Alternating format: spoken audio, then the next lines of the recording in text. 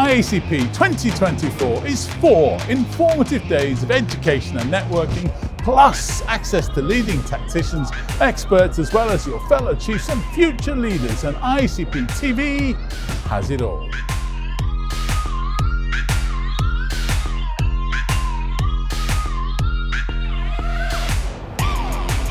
Welcome back to Boston and International Association Chiefs of Police 2024 Annual Conference and Exposition. I'm Stephen Horn, and today we're absolutely thrilled to bring you all the ways the IACP is shaping the future of the policing profession.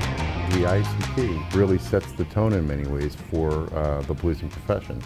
And it's very important for who leads that profession. The future of policing is only as strong as the next generation of leaders. More on how you can get involved in taking your career to the next level. Crime has absolutely gone global too.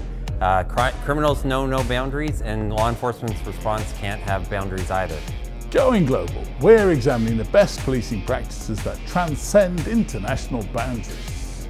And to Texas we go. Our film series takes us to the Lone Star State today as we highlight departments of all sizes and the unique ways they connect with their communities.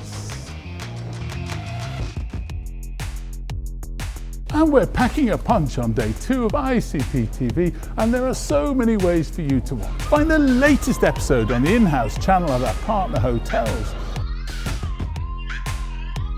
on the IACP meeting website, and on all our social media channels. So make sure you like and subscribe to get all IACP related content, and here on the TVs placed throughout the Boston Convention Center. So today we get started on the second day with a trip to the Lone Star State. The Texas Department of Public Safety is tasked with protecting and serving the people of Texas. Their Interdiction for the Protection of Children program is a shining example of collaboration and innovation by the department.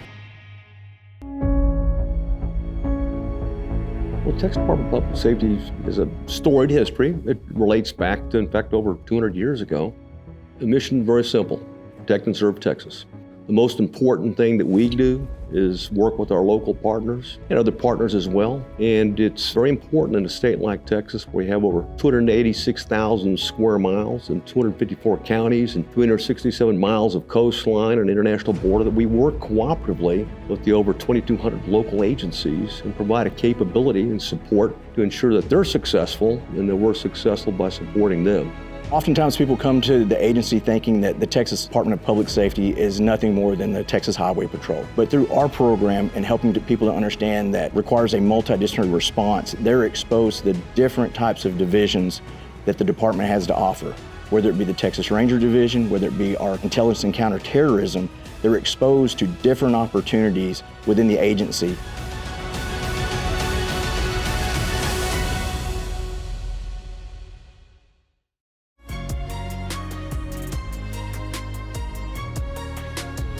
As a member of IACP, if you have ever aspired to take on a leadership position, well then this segment is for you. Jean Vogelin is here to answer all the burning questions about IACP elections and why it's important to take on a leadership role. Pleasure to have you today. Good morning, how are you? I'm great, thanks for joining us. All right, can you walk us through the IACP election process and also kind of explain how and when members vote? Sure. So the election process actually begins at the annual conference the year before the election. Okay. Right? Candidates have the opportunity to stand up and declare their candidacy for the coming year. So when we're at this conference, we'll have candidates running for office that actually declared last year. Mm-hmm. The election will be held Monday morning, and it actually runs from 8 a.m. to 4 p.m. All members who are eligible to vote, which is all active and life members of the association that are here, will receive an email from IACP.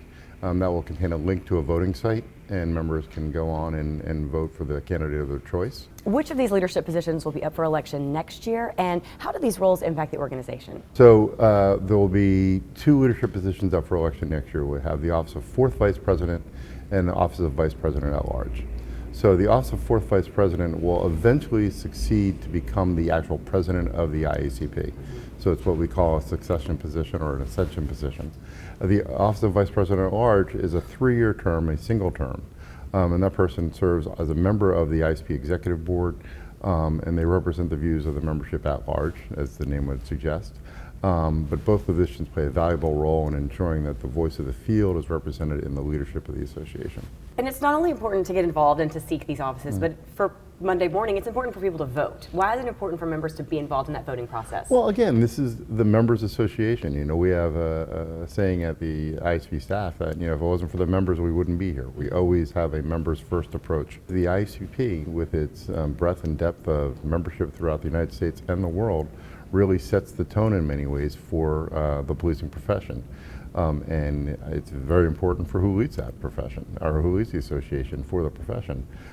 So everyone should take the opportunity to vote. We tried to make it as simple and easy as possible. Candidate booths are located on level 100. And if you have the opportunity to stop by and meet the candidates and talk about, you know, any concerns or ideas that you have for the association, that's the place to do it. Wonderful. Well, thank you for your time today, and best of luck to all those seeking a new position. All right.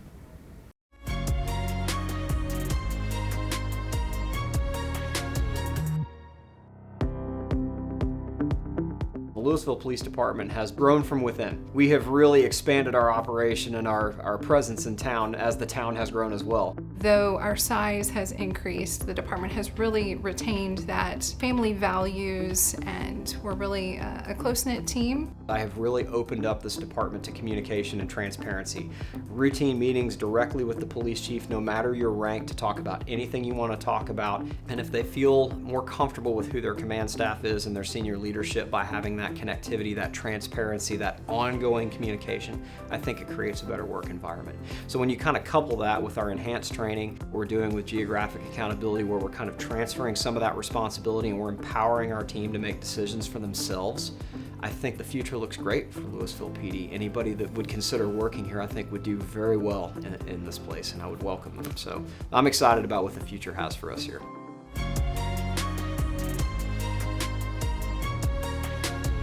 Everywhere you go in this conference, people are talking to you about international policing. Well, I'm absolutely delighted now to be joined by Liam Price and Matt Langer. Gentlemen, welcome. Thank you both very much indeed for joining us today. We really appreciate it. Now, why is that the case? Why is everybody talking about international policing? It's because of the nature of the threat environment. The world is increasingly global, and crime has absolutely gone global too. Criminals know no boundaries, and law enforcement's response can't have boundaries either. So global policing is all about that, is coming together to meet the global threat. So how is the IACP structured to deal with this? The IACP is structured to meet global issues through the Global Policing Division and the training and partnerships that we have around the world with an increasing number of organizations, an increasing number of global partners. Global policing is at the core of what the IACP does. Matt is our new director of Global Policing Division, and over to you, Matt. Yeah, so the IACP is structured with a board of directors, and there's 7 world regional chairs. So the 7 regions of the world are directly connected to the IACP board of directors and the leadership, which is just one example of how we're aiming to serve the entire globe. And so from the IACP's perspective, how does it shape policing globally? So IACP, as the world's largest and leading international police association, is shaping global policing in countless ways. We are the standard bearers for trust. We are the standard bearers for training. We're frankly the standard bearers for the type of policing I think we all want to see, and that is policing that aligns with our values, that works with communities, and that does its best for the people that they serve. And why is it so important for the policing profession to get an international perspective? To me, that answer is simple. So I'm from the United States, and I served as a police officer in the United States. There's many things that we do very, very well, and we do better than anywhere else in the world. But there's also many places in the world where they are innovating, creating, and doing things magnificently better than we are in the United States. So it's about us learning from them and them learning from us, regardless of whether you are us or them. So my final question, give us a little bit of a flavor, if you will, of some of the international projects that are happening right now. Well, I mean, the reality is there are almost too numerous to mention. I mean, whether it's training out of the academy in Dubai, whether it's road safety and capacity building that we're doing with the Bloomberg Initiative in South America, or whether it's new MOUs that we've recently signed with Interpol, with Europol, with the Korean National Police Force. There's always something going on in international policing. What I encourage anyone to do is to stop by the International Lounge here and meet some of the international folks, and we can tell you all about it. Gentlemen, thank you so much indeed for joining us today on IACP TV. Relational policing is a philosophy that we use throughout our entire organization to build trust using the power of connection. We look at what is officers' responses in certain situations, what are their tools? Do we have alternative responses? If not, how do we create them? We've been able to create better pathways to mental health services, to substance use disorder services, to homeless services, and even different veteran services. When we listen to the community and we can offer them things outside of the norm, it helps them to get their needs met while also showing them the heart and the human behind the badge. We as a police department try to make every single encounter that we have the most positive that it can be so that they know that we can be trusted. We have incredible officers and support staff. They see the vision of relational policing, how important it is to build trust in our communities and to improve the quality of life for the residents of the city of Waco.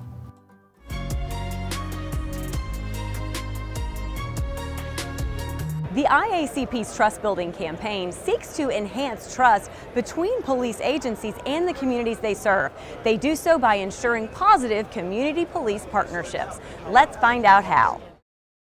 So the Trust Building campaign is sort of an umbrella for a number of sets of initiatives around use of force, recruiting, leadership and culture, and generally the policies that police forces have everywhere anyways. But it wraps it up in a nice bow as sort of a suite of capabilities that can help police forces tell their mayors and councils and their communities that they take trust seriously. As law enforcement professionals, having the trust of the communities we serve is so fundamental to doing our jobs, to actually being able to police communities and work with them on their safety. So we needed to find a way to show that we care about trust, we care about having their trust.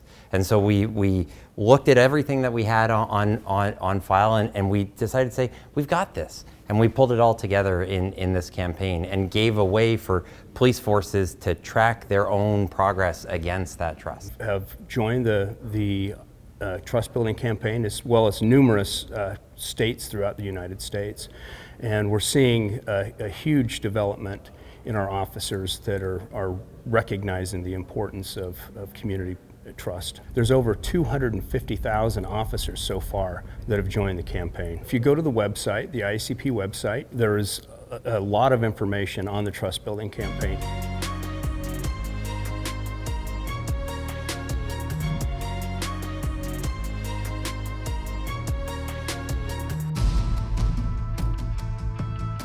The Grand Prairie Police Department is dedicated to service and partnering with our community to maintain a safe environment with a high quality of life.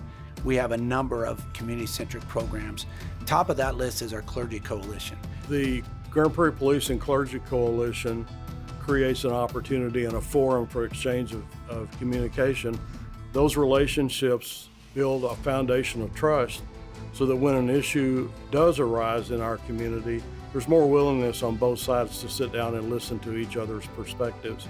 We have another program called the Grand Prairie Police Department Blue Shoes, and it gives us a chance to sit across from children, take off their old socks and shoes, clean their feet, and put on brand new socks and shoes. It means a lot to our officers. We have the Grand Prairie Police podcast. It gives you a chance to really get to know our officers. I think in a lot of ways the podcast can really kind of put you in the car with an officer to see the nature of the profession, but it's also to get an idea of the types of personalities it takes to do this job. We are trying our very best to be a model agency that anyone can follow, and I would encourage my peers to do the same because we're really all in this together.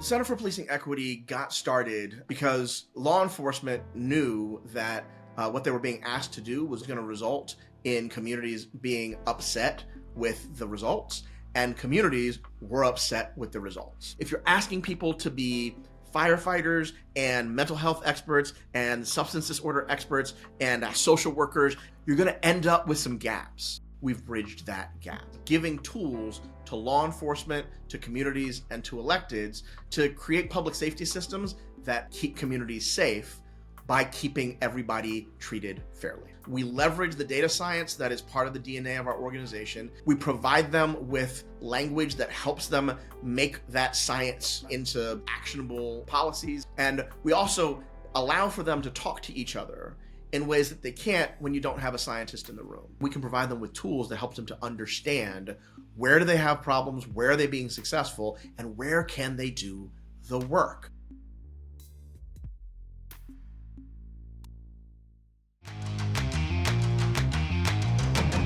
Really fascinating work coming from the center there. Our thanks to them for giving us that insight. That does it for us on day 2. Remember, you can find all the IACP TV episodes and our entire department film series playing on the TVs here in the Boston Convention Center, on the in-house channels at our partner hotels, on the IACP meeting website, and on all of our social media channels. And don't forget to like and subscribe so you don't miss any of IACP TV content. And thank you all for joining us this week. We've really enjoyed ourselves, but you know, we're only halfway through and we've all new fresh content for you tomorrow. That's right, Stephen. Tomorrow we will get into the professional services offered by the IACP. It is a must-see sit-down for anyone interested in enhancing their career. Plus, we'll focus on the local departments, seeing a decrease in crime thanks to innovating police efforts. So much more still to come. So until then, have a great day. Have a good one.